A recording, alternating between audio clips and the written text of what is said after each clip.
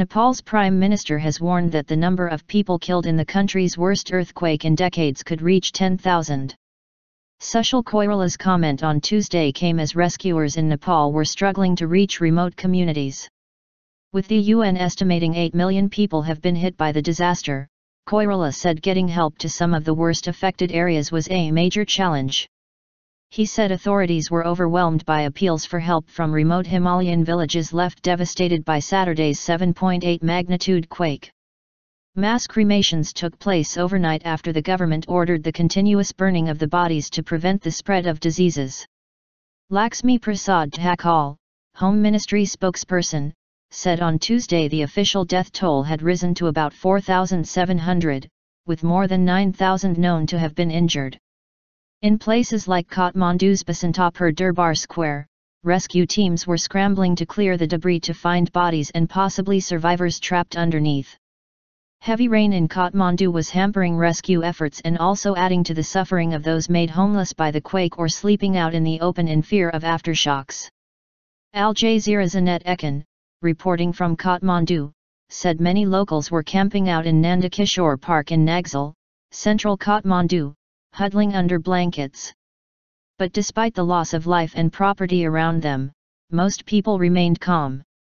There's no one they can blame for this, so people are in pretty good spirits, she said. Some musicians are camped out in the park, playing the guitar. Many spent the night in tents, returning only briefly to their homes to pick up supplies. With fears rising of food and water shortages, Nepalis were rushing to stores and petrol stations to stock up on essential supplies in Kathmandu. Major hurdle. The size of Kathmandu's airport is a major hurdle to bring in aid, as only planes of a certain size can land on the single runway. 3 days after the quake hit, rescue teams have still not reached some of the worst affected areas of Lamjung, the site of the quake's epicenter, around 77 kilometers west of Kathmandu. The situation here is not good. So many have lost their homes. They don't have enough water or food, said Udav Prasad Timilsana, head official in the neighboring district of Gorkha.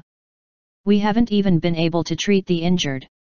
We are in urgent need of essentials like food, water, and medicines and tents.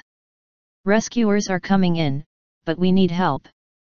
In Kathmandu, hospitals were working non-stop, running dangerously low on blood.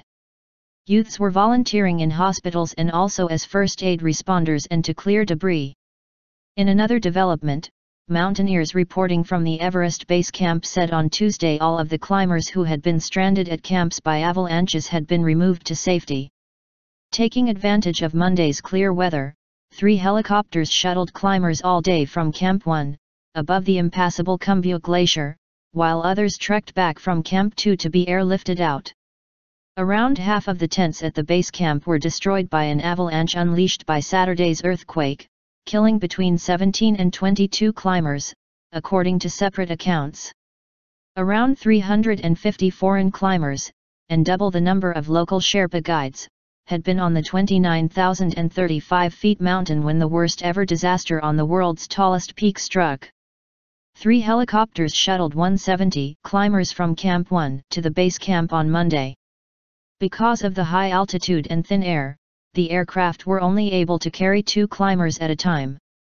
Outside of Nepal, 73 people died in India.